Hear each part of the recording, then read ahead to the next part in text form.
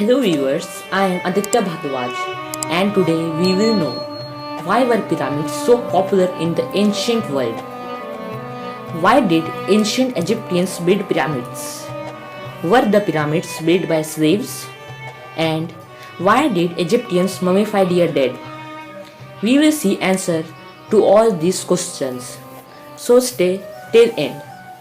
If you are new to my channel, please don't forget to like, share and subscribe the channel, and also press the bell icon so you get notifications of videos all across the topics. So let's start the video. The ancient Egyptians took pyramid constructions to new height along the Nile River in northeastern Africa 5000 years ago. But they weren't the only civilization to build massive pyramid-shaped monuments. Pyramids were the most structurally sound buildings that could be constructed out of stone, as long as the civilization had sufficient rocks to quarry them and manpower to move them. Cultures all over the world built pyramids throughout history. They came in different forms and functions. I will tell about other pyramids that are not built by Egyptians. Temple of Kukulkan, where it is Tinum, Mexico. When was it built? Around AD 1000. How big is it? 98 feet 30 meters. Why was it built? As a temple for sacrificial rituals to a Mayan snake god. Pyramid of Cestius, where it is Rome, Italy. When was it built? Around 12 BC. How big is it? 125 feet 38 meters tall. Why was it built? As a tomb for Roman magistrate Gaius Cestius.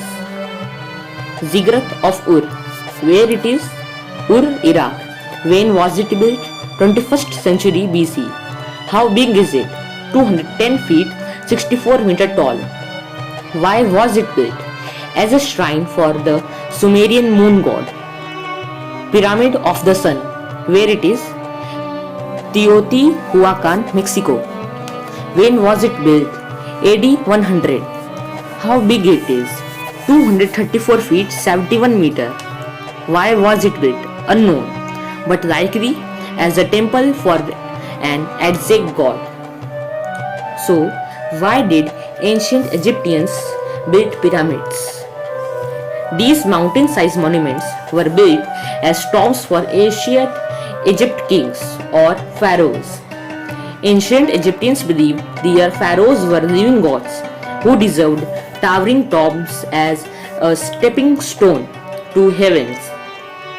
Burial chambers within the pyramids were packed with all the treasures a pharaoh might need in afterlife. Were the pyramids built by slaves? No. They were built by Egyptian farmers drafted into a national labor force called the Corvée, which handled the heavy lifting on pyramid construction sites. They were fed, clothed, housed, and received medical care when they got hurt on the job. Ancient graffiti hints that these men and women took pride in building a house of eternal life for their god king. And unlike slaves, Corvée workers could go home when the work season ended. Still, pyramid building was hardly an easy gig. Archaeologists digging up a workers' cemetery found bodies with busted bones and disease related to a lifetime of heavy lifting. How did ancient Egyptians build pyramids? The hard way. Before the invention of pulleys or iron tools, Egyptians' work crews relied on strong muscles and even strong ropes. The blocks were quarried on site or shipped down the Nile River from across the kingdom. Gangs of workers loaded the blocks on wooden sledges and hauled them across the sand moistened with water, which made the sledges slide more easily. The blocks were then hauled up a long mud ramp at the rate of one block every 2 minutes. So, why did ancient Egyptians mummify their dead? To the people of ancient Egypt, death was only the beginning. Egyptian kings called pharaohs were thought to become gods when they passed away. Ordinary Egyptians believed they would spend eternity with their ancestors in a perfect version of Egypt. But gaining entry into the afterlife wasn't easy as stumbling off a pyramid. The Egyptians believed the spirits of their dearly departed wouldn't have a happy afterlife without access to their former bodies. So priests perfected the process of mummification to keep corpses from rotting away. So, did ancient Egyptians mummify animals? Yes. Archaeologists combined Egyptians have excavated an entire zoo worth of preserved animals: cats, dogs, donkeys, lions, rams, and shrews. Ancient Egyptians made these mummies for many reasons. Beloved pets were embalmed and entombed with their owners so that they might reunite in the afterlife. Sometimes only the meat was mummified to serve as a jerky snack. Crocodiles, ibises, and other animals linked to specific gods were mummified by the millions. Although some mummies ended up in museums, majority of human and animal mummies were burned at torches used as fertilizer or even ground up for medicine. So, how did ancient Egyptians make mummies? Here's the 4,000-year-old formula in 4 grisly steps. Step number 1. A priest poked a special hook up the dearly departed nose to yank out the brains, which were considered useless. Step number 2.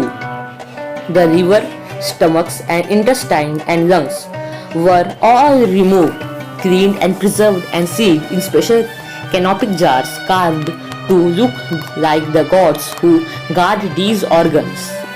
The heart, considered crucial equipment for the perilous journey through the underworld, was kept in trays. Step number 3. Priests packed the body inside and out with special salt to soak up the moisture. After the body dried for 40 days, it was stuffed with rags and plants so it didn't look like a deflated balloon. Step number 4. Priests rubbed the corpse's skin with oils and resins to soften it.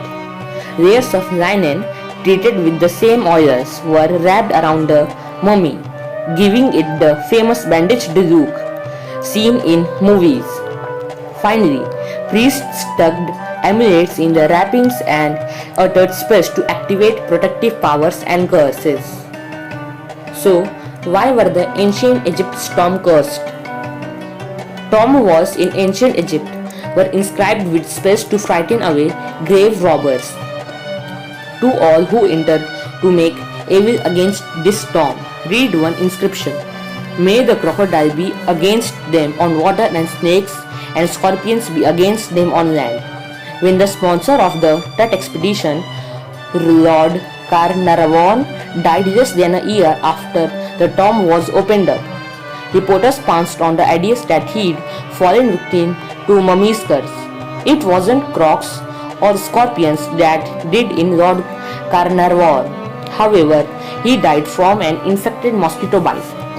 Despite the threat of curses, along with confusing dead-end corridors and decoy treasure rooms, most royal tombs were raided and robbed in ancient times.